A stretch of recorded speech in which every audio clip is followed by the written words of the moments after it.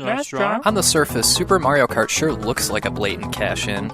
Like some Nintendo executive somewhere was like, "Damn it, we need more Mario games. We're in a war against Sega here. I don't care what you have to do. Just make a Mode 7 game with Mario characters and be done with it." And really, they could have stopped there, but thankfully they didn't. And the resulting game was the birth of a terrific series that's still going strong today, with the release of Mario Kart 8 coming on Friday the 30th here in North America. But is the series' original incarnation worth playing today? I know that sounds like a silly question, but think about how far the Mario Kart series has gone. The sheer amount of tracks, items, and gimmicks, it's always a little tough to leave behind all the enhancements you've grown used to as you travel back to the past. But the original Mario Kart doesn't need all that stuff. It has a certain simplicity to it that's almost beautiful in a way. It reminds me of Mike Tyson's Punch-Out for the NES, just such a deceptively simple game that's overflowing with charisma and charm, and the game's core mechanics make the game just effortless to play. That literally anybody could play this game and have a good time. My freaking mom could play this game, hi mom, and have a blast doing it. And of course, when I talk about playing this game, I'm not just referring to the racing. There's the infamous battle mode, which has turned many friends into bitter enemies over the years. I remember my elementary school friend's little brother used to hate me for beating him every time we played, to the point that he accused me of cheating. Whatever, kid. But again, the key here is how simple it is to pick up and play. Hold B to accelerate, drive over a question mark to get an item, and A fires the item.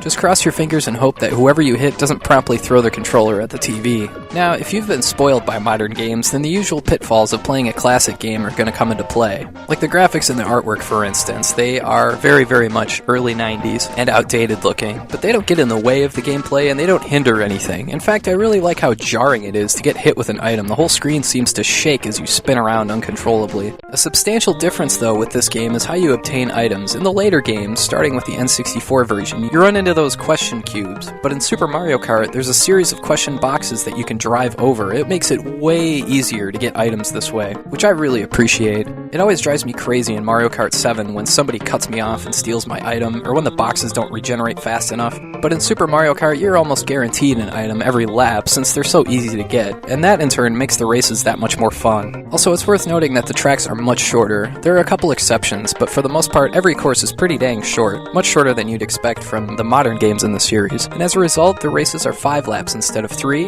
and there are 5 races to a circuit instead of 4. There, of course, is the Special Cup that you eventually unlock after winning all the other circuits. Good lord, Rainbow Road still gives me nightmares. I hate Rainbow Road. But yeah, you don't need me to keep prattling along to tell you why Super Mario Kart is still a classic. It has a timeless simplicity with an innate quality that allows absolutely anyone of all ages to just pick up and play and have fun. Some of the modern Mario games can be a bit complicated, what with the drifting and the crazy tracks where you're constantly falling off, so that in turn makes the direct and modest Super Mario Kart that much more appealing today.